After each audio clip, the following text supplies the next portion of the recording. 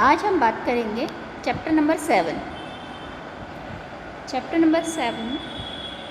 Producers equilibrium यानी उत्पादक का संतुलन, है ना। अब आप लोगों को सभी को पता है एक प्रोड्यूसर्स जो होते हैं, है ना, जो निर्माण करते हैं, जिनकी मैन्युफैक्चरिंग यूनिट है ना, तो वो लोग क्या करते हैं, उनके पास में एक ऐसा पॉइंट होना चाहिए जहाँ उनको ना तो प्रॉफिट हो तो लॉस भी नहीं हो। तो वो सारे पॉइंट जो कहलाते हैं वो इक्विलिब्रियम के पॉइंट कहलाते हैं, मतलब जहाँ पर उनको न तो एकदम बहुत फ़ायदा होता है और ना ही एकदम नुकसान होता है। ठीक है, तो वो पॉइंट क्या कहलाता है, इक्विलिब्रियम का पॉइंट कहलाता है ना, मतलब संतुलन की अवस्था कहलाती है। ठीक है, तो अब हम बात करेंगे आगे।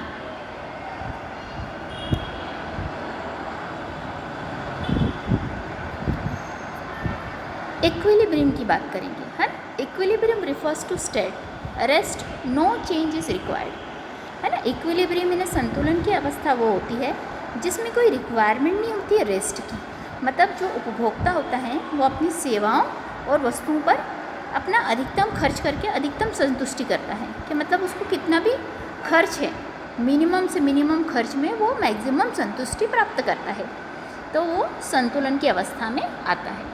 ठीक है, will be in equilibrium when he is not interested to expand or contract his output as he earning maximum money profit for producing specified quantity, है ना। जब भी वो है प्रोड्यूसर जो है वो ये देखता है कि भाई हमारी अर्निंग क्या है, मैक्सिमम से मैक्सिमम होना चाहिए, है ना। पर मैक्सिमम से मैक्सिमम होना तो चाहिए, पर ऐसा एक पॉइंट भी होना चाहिए जहाँ ना तो प्रोड्यूसर्स को नुकसान हो और ना ही किसको, कंज्यूमर को नुकसान हो। मतलब उपभोक्ता जो है वो संतुलन की स्थिति में आना चाहिए, मतलब उपभोक्ता को उपभोग से करी हुई, मतलब जो वो यूटिलाइज़ कर रहा है वस्तु, उससे अधिकतम संतुष्टि भी मिलना चाहिए, और उत्पादक को उत्पादन क्रिया से अपनी संतुष्टि को अधिक करना भी चाहता है ना। तो मतलब उत्पादक क्या होता है, मतलब प्रोड्यूसर्स संतुष्टि अधिक लाभ कमाकर प्राप्त होती है ना। मतलब प्रोड्यूसर को क्या होगा कि भैया उसको सबसे ज़्यादा खुशी तभी होगी जब उसको खूब सारा पैसा मिलेगा या वो बहुत सारा अच्छा अर्निंग करेगा, तब उसको मिलेगा कि हाँ भाई मेरे को बड़ा फ़ायदा हुआ है ना। तो संतुलन की स्थिति भी होना चाहिए कि भैया एक प्रोड्यूसर्स को भी क्या मिलना चाहिए, आपको पोजीशन मिलनी चाहिए कि अब इसके बाद हम आगे बढ़ते हैं producers equilibrium refers to that price, है ना। इसमें जो प्राइस है या आउटपुट कॉम्बिनेशन है जो ब्रिंग होता है मैक्सिमम प्रॉफिट ऑफ प्रोड्यूसर्स से। ठीक है, profit decline as more is produce, है ना। जो प्रॉफिट होता है वो कैसा होता है, मोर डिक्लाइन होता है। ठीक है, तो हमारा क्या है इसमें, हमारी उपभोक्ता संतुलन जो है, मतलब प्रोड्यूसर्स का इक्विलिब्रियम पॉइंट होता है कि भाई उसका प्राइस और उसके आउटपुट के कॉम्बिनेशन में उसको प्रॉफिट भी हो, है ना। ऐसा नहीं हो कि उसको लॉस हो। अगर लॉस होगा तो निश्चित सी बात है कंपनी को आगे प्रोग्रेस करना क्या हो जाएगा, पॉसिबल हो जाएगा।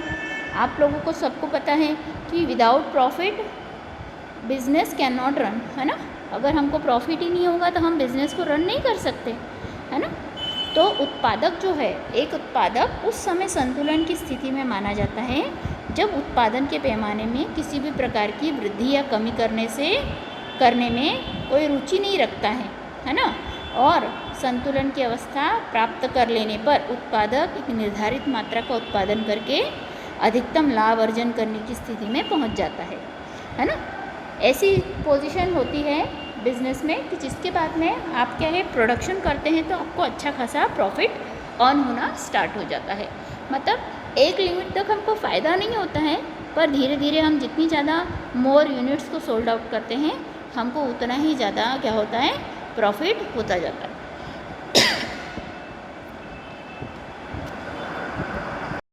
अब हम बात करेंगे टाइप्स ऑफ मेथड्स, है ना। अब इसमें 2 टाइप्स हैं हमारी मेथड्स जो हैं, वो 2 प्रकार की विधियाँ जो हैं हमारी, ये 2 प्रकार की प्रोड्यूसर्स इक्विलिब्रियम की। सबसे पहला है मार्जिनल रेवेन्यू यानी मार्जिनल कॉस्ट अप्रोच, यानी सीमांत आगम, ये सीमांत लागत विधि।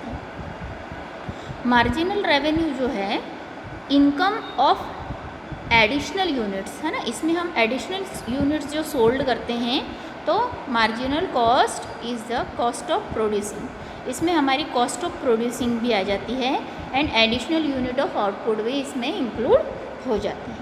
ठीक है, एक फर्म को जब वो पूर्ण प्रतियोगिता में आती है, मतलब जब वो पूर्ण प्रतियोगिता की अवस्था में होती है ना, तब क्या होता है, उस बिंदु पर उसको क्या मिलता है, मैक्सिमम प्रॉफिट मिलता है।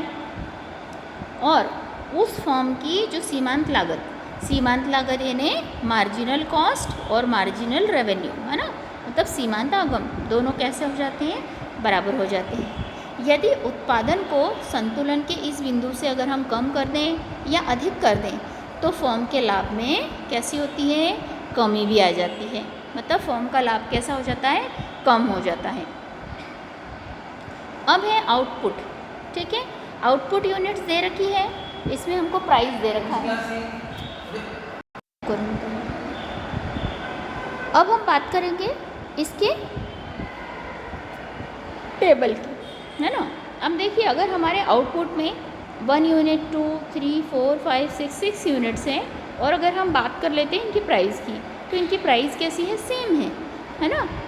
तो हमारी अगर प्राइस अगर किसी कमोडिटी की सेम रहती है तो उसकी टोटल रेवेन्यू कितना होगा भाई, 12 रुपये की अगर आप एक वस्तु लेते हैं तो आपका टोटल रेवेन्यू कितना होगा, 12 होगा।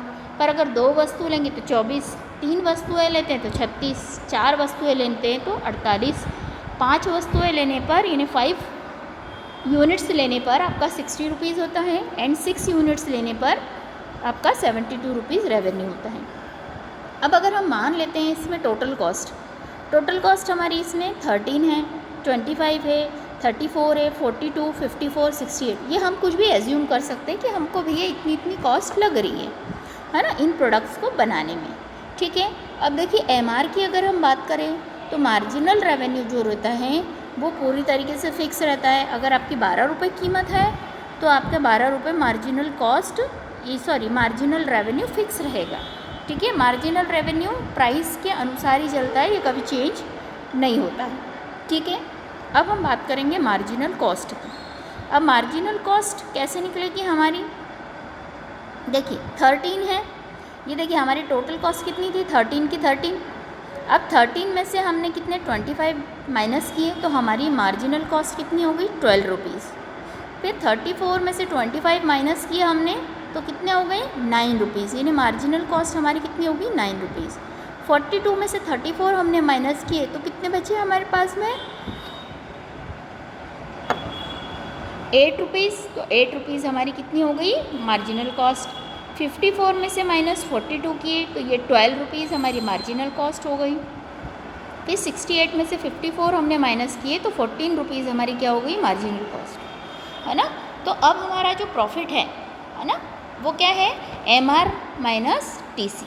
ठीक है, अब सॉरी टीआर माइनस टीसी। अब हमारा टीआर देखिए क्या, टोटल रेवेन्यू कितना है और हमारी टोटल कॉस्ट, तो हम टीआर माइनस करेंगे। ठीक है, हमारा टोटल रेवेन्यू कितना हो रहा था, 12 रुपये, और जबकि टोटल कॉस्ट कितनी हो रही थी, 13 रुपीज़। तो हमारे पास में प्रॉफिट कितना हुआ, -1 रुपीज़, मतलब हमारा लॉस हुआ। अब यहाँ हम टोटल रेवेन्यू देखिए 24 रुपीज़ है और हमारा 25 रुपीज़ हमारी टोटल कॉस्ट है, तो हमारा प्रॉफिट कितना हुआ, -1 रुपीज़। अब देखिए 36 रुपीज़ हमारी टोटल रेवेन्यू है और 34 रुपीज़ हमारी टोटल कॉस्ट है, तो हमारे पास में प्रॉफिट कितना हुआ, 2 रुपीज़। अब 48 में से 42 गए तो हमको कितना मिला प्रॉफिट, 6 रुपीज़। 60 में से 12 गए तो हमारे पास में 60 में से 54 गए तो हमारा प्रॉफिट कितना हुआ, 6 रुपीज़। और 72 में से 68 गए तो हमारा प्रॉफिट कितना हुआ, 4 रुपीज़। मतलब इस तरीके से हमारी total revenue, total cost, marginal revenue और मार्जिनल कॉस्ट हम कैलकुलेट कर सकते हैं। ठीक है, तो अब हम आगे बढ़ते हैं। अब हमारा है रेवेन्यू कॉस्ट का हमारा डायग्राम। ठीक है, अब देखिए ये हमारी अगर प्राइस हमारी कांस्टेंट है तो हम रेवेन्यू एंड कॉस्ट की बात कर लेते हैं, है ना। तो ये देखिए यहाँ पर एवरेज रेवेन्यू अगर हमारा यहाँ पर फिक्स है, अगर हम मान लेते हैं 20 रुपीज़ है तो ये फिक्स है हमारा, तो AR is equal to marginal revenue, यानी मार्जिनल रेवेन्यू हमारा सेम रहता है क्योंकि हमारी क्वांटिटी जो है वो क्वांटिटी चेंज होती जाएगी, तो हमारा धीरे धीरे क्या है, हमारा प्रॉफिट मार्जिन चेंज होता जाएगा, है ना। तो ये होता है प्रोड्यूसर्स इक्विलिब्रियम, है ना। ये पहला पॉइंट है जहाँ पर उसको प्रॉफिट तो हो रहा है, बट ये मार्जिनल कॉस्ट, ये धीरे धीरे उसका कॉस्ट क्या होगा, मैक्सिमम प्रॉफिट बढ़ता जाएगा और उसकी कॉस्ट सिमिलर रहेगी। ठीक है, मतलब एक पॉइंट ऐसा आता है प्रोड्यूसर्स इक्विलिब्रियम में कि जब उसको प्रोड्यूसर को क्या होता है, प्रॉफिट होना स्टार्ट हो जाता है। ठीक है, अब है MC is equal to MR।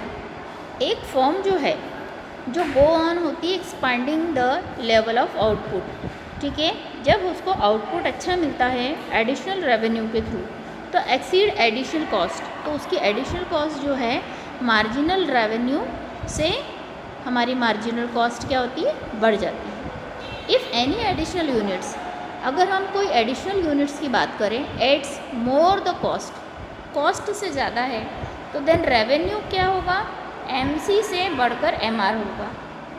He will not produce it as it will result in losses. अगर ऐसा होता है तो क्या होगा, रिजल्ट कैसा होगा, लॉस में आएगा।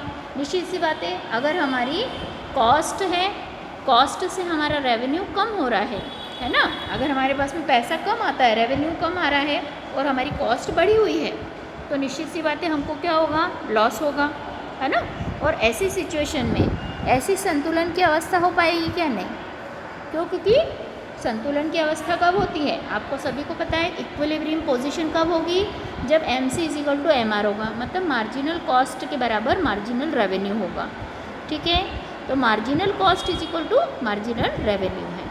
तो second and fifth level of output में but derive equilibrium second condition, ये सेकेंड कंडीशन में है ना। तो इसकी नीड कैसी होगी, अटेंड होगी। ठीक है, तो अब हम आगे बढ़ते हैं पॉइंट नंबर सेकेंड पे। सॉरी, फर्स्ट ही पॉइंट है, इसमें क्या है, हम हिंदी में बात कर लेते हैं। जब सीमांत लागत और सीमांत आगम बराबर हैं। आपको सभी को पता है, जब पूर्ण प्रतियोगिता होती है बाज़ार में, तो वस्तु की कीमत जो है उद्योग द्वारा फर्म को जो दी होती है ना, फर्म उद्योग क्या करते हैं, फर्म को एक कीमत दे देते हैं कि भाई इससे ज़्यादा आप नहीं दे सकते हैं, जैसे MRP लिखी होती है। ठीक है, यह एक समान होती है ना, इसमें वस्तु की कीमत में कोई अंतर नहीं पड़ता है। इसके कारण क्या होता है, हमारा एवरेज रेवेन्यू और मार्जिनल रेवेन्यू वक्र जो होता है वो OX के समांतर चलते हैं। OX यानी एक ऐसा पॉइंट रहता है जहाँ पर ये दोनों बराबरी से चलते हैं। MC वक्र यानी कौन सा हो गया, मार्जिनल कॉस्ट वक्र जो है, जिसमें हमारी मार्जिनल कॉस्ट होती है, वो सीमांत वक्र या सीमांत लागत वक्र सीमांत आगम वक्र को A और B बिंदुओं पर काट रहा है। इस वजह से हमारा क्या है, MR और MC दोनों बराबर हैं, है ना। तो ये साम्य बिंदु कैसा है, हमने अभी डायग्राम में भी देखा था। तो A बिंदु न होकर के B बिंदु होता है, क्यों, क्योंकि A बिंदु पर तो दोनों क्या हो रहे हैं, एक दूसरे को बराबर हैं, पर B बिंदु पे क्या हो रहा है, हमको लाभ अधिक हो रहा है, तो हमारा क्या कहलाएगा, B बिंदु हमारा साम्य बिंदु भी कहलाएगा, है ना। तो इसमें क्या है, हमारा संतुलन का बिंदु क्या होगा, B कहलाएगा या B होगा। ठीक, अब हम बात करते हैं MC cuts MR from below. अब MC को MR किस पॉइंट पर क्या करता है, कट करता है। ठीक है, at the point of equality MC cuts MR, MC को MR कट करता है। Curve from above then MC greater than MR will be profitable, इसमें प्रॉफिट होता है। The firm expand output till MC is equal to MR, इसमें MC बराबर किसके हैं, मतलब मार्जिनल कॉस्ट किसके इक्वल है, मार्जिनल रेवेन्यू के।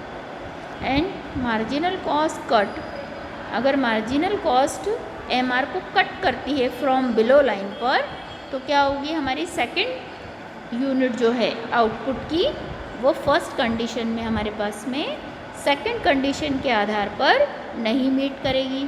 तो ऐसी कंडीशन में हमारी फिफ्थ यूनिट जो है ना, output both of the conditions are met, वहाँ पर फिफ्थ कंडीशन में, जो कि हमने देखिए डायग्राम में भी देखा था, ये देखिए यहाँ पर ये फिफ्थ कंडीशन जो थी, हमारी फिफ्थ कंडीशन कौन सी है, यहाँ पर हमको मैक्सिमम प्रॉफिट हो रहा है। ये देखिए 4 रुपीज़ जब है तब हमारा मैक्सिमम प्रॉफिट 6 रुपीज़ ही है, पर हमारी यूनिट्स यहाँ पर क्या हो रही है, टोटल रेवेन्यू हमको कितना पड़ रहा है 54, और रेवेन्यू हमको 60 रुपये मिल रहा है यहाँ पर, तो हमको प्रॉफिट कौन सा होगा, फिफ्थ कंडीशन का। ठीक है, अब हम आगे बात करते हैं सेकंड, जब सीमांत लागत वक्र सीमांत आगम वक्र को नीचे से काटता है, मतलब ये हमारा हिंदी का पोर्शन है। तो सामान्य बिंदु पर जब सीमांत लागत यानी मार्जिनल कॉस्ट जो होता है, मार्जिनल रेवेन्यू यानी सीमांत आगम के बराबर होती है, तो ऐसे में जो सीमांत आगम वक्र है वो नीचे की ओर उसको काटता है। ठीक है, वहाँ तक उत्पादन में वृद्धि करना उचित रहता है, मतलब आप वहाँ तक तो प्रोडक्शन कर सकते हैं क्योंकि वो फर्म के लिए लाभदायक होता है। पर अगर दूसरी इकाई के उत्पादन के समय आपका मार्जिनल कॉस्ट और मार्जिनल रेवेन्यू बराबर हैं, तो आपका मार्जिनल वक्र और मार्जिनल रेवेन्यू ऊपर की तरफ काटेगा, तो पांचवी इकाई के उत्पादन के समय मार्जिनल कॉस्ट यानी मार्जिनल कॉस्ट और मार्जिनल रेवेन्यू है ना साथ में ही काम करेंगे। ठीक है, तो इसी वजह से हमारी पांचवी इकाई के उत्पादन के समय दोनों शर्तें पूरी हो रही है, इसीलिए हम क्या करेंगे, पांचवी वाली स्थिति को हम क्या मानेंगे, हमारी प्रोड्यूसर्स इक्विलिब्रियम की पोजीशन मानेंगे। ठीक है, अब हम आगे बढ़ते हैं हमारे टॉपिक में। इसके बाद में हमारी सेकंड मेथड थी total revenue and total cost approach.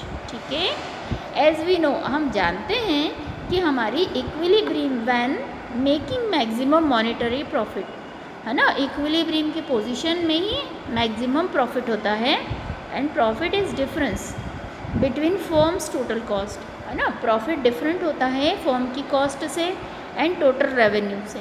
Hence we say that at a level of output है ना, जो हमारा लेवल ऑफ आउटपुट है, डिफरेंस बिटवीन टोटल कॉस्ट और टोटल रेवेन्यू, जो कि टोटल कॉस्ट और टोटल रेवेन्यू से डिफरेंस करता है, तो maximum the profit of the firm, जो मैक्सिमम प्रॉफिट है फर्म का, then maximum therefore at this level of output firm is said to be in equilibrium. ऐसी कंडीशन में फर्म कैसी होती है, फर्म इक्विलिब्रियम की पोजीशन में पहुंच जाती है, जहां पर फर्म को ना ही ज़्यादा मैक्सिमम प्रॉफिट होता है और ना ही मैक्सिमम लॉस। ठीक है, तो अब हम आगे बढ़ते हैं। नेक्स्ट है हमारा कुल आगम या कुल लागत विधि, ये हिंदी में है। कुल आगम तथा कुल लागत विधि जो है फर्म के साम्य बिंदु है ना, साम्य का निर्धारण करती है। साम्य यानी संतुलन की अवस्था, जो उत्पादन की जिस मात्रा पर कुल आगम है ना, इन्हें टोटल रेवेन्यू और टोटल कॉस्ट में अंतर अधिकतम होता है, वहाँ फर्म को अधिकतम लाभ होता है। ठीक है, मतलब हमारी कॉस्ट क्या होगी, कॉस्ट से हमको रेवेन्यू जितना ज़्यादा मिलेगा तो हमारी क्या हो जाएगी, वहाँ पर वो स्थिति हमारी क्या होगी, प्रॉफिट की स्थिति होगी। और एक फर्म जब साम्य की स्थिति में होती है तब वह अधिकतम लाभ प्राप्त करती है, सभी को पता है, पहले हम जान भी चुके हैं, हमने देखा है पहले कि कुल आगम और कुल लागत में अंतर ही लाभ होता है। ठीक है, मतलब लाभ बराबर कुल आगम माइनस कुल लागत। ठीक है, तो अब हम आगे बढ़ते चैप्टर में। देखिए ये टेबल से आपको और अच्छे से समझ में आ जाएगा। ये लेवल ऑफ आउटपुट दे रखे हैं आपको। ठीक है, 0 1 2 3 4 5 6 7 ये हमारी यूनिट्स हैं। ठीक, अब हमारा यहाँ पे टोटल रेवेन्यू देखिए, हमारा 0 10 18 24 28 30 30 28। ठीक है, अब हमारा हम टोटल कॉस्ट देख लेते हैं। आपको सभी को पता है टोटल कॉस्ट में से टोटल रेवेन्यू माइनस करते हैं तो प्रॉफिट आता है हमारे पास। ये देखिए, अगर हम टोटल रेवेन्यू, अगर हमारी कॉस्ट, अगर हमारे पास में लेवल ऑफ यूनिट्स है तो हमारी कॉस्ट 3 रुपये लग रही है, तो हमारे पास रेवेन्यू कितना आ रहा है 0, तो हमारा यहाँ पे प्रॉफिट क्या हो गया -3, मतलब हमारा यहाँ पे कितना हो गया, लॉस हो गया -3 रुपीज़ का। अगर हम टोटल रेवेन्यू देखिए, अगर हमारे पास में 10 रुपीज़ है तो हमारी टोटल कॉस्ट कितनी हो रही है 6 रुपीज़। इसका मतलब क्या हुआ कि हमारे पास में प्रॉफिट हो रहा है 4 रुपीज़ का। ठीक, अब देखिए 18 है अगर हमारा टोटल रेवेन्यू और हमारी उस समय टोटल कॉस्ट 8 रुपीज़ है, तो हमारा प्रॉफिट कितना हो रहा है 10 रुपीज़ हो रहा है। ठीक है, अब हमारी टोटल कॉस्ट जो है वो 11 रुपीज़ है, तो हमारा टोटल रेवेन्यू कितना हो रहा है 24 रुपीज़ हो रहा है, मतलब हमारे पास में प्रॉफिट कितना हो रहा है 13 रुपीज़, है ना। अब देखिए 28 और 15 में ही है ना, जो हमारी 15 रुपीज़ टोटल कॉस्ट है, तो हमारा टोटल रेवेन्यू कितना हो रहा है आप देख लीजिए, हमारा टोटल रेवेन्यू हो रहा है 28 रुपीज़, मतलब हमारे पास में कितना हो रहा है 13 रुपीज़, यहाँ पर भी प्रॉफिट आ रहा है, ठीक है। अब 20 रुपीज़ कॉस्ट है तो रेवेन्यू 30 है तो 10 रुपीज़ है, यहाँ पर हमारा 4 है, और यहाँ लास्ट कंडीशन में -5 यानी यहाँ भी हमको लॉस हो रहा है, ठीक है। एक टाइम आने के बाद में धीरे धीरे क्या होता है हमारी कॉस्ट बढ़ती जाती है, तो हमारे पास में क्या होता है लॉस होने लग जाता है। अब देखिए अब हम कौन सी अवस्था को हम संतुलन की अवस्था कहेंगे। देखिए अब आप बोलेंगे कि मैडम यहाँ पे तो 13 रुपये ऊपर भी आ रहे हैं और नीचे भी आ रहे हैं, दोनों तरफ हैं, तो आप खुद देखिए कि हमारी सेकंड वाली कंडीशन ज़्यादा अच्छी होगी। क्यों?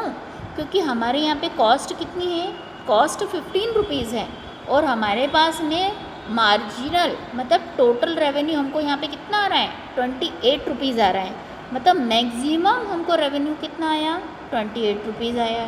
तो ये जो सिचुएशन होगी ये हम उपयुक्त सिचुएशन मानेंगे, ठीक है। तो ये कंडीशन में हमको ज़्यादा प्रॉफिट हो रहा है, ठीक है।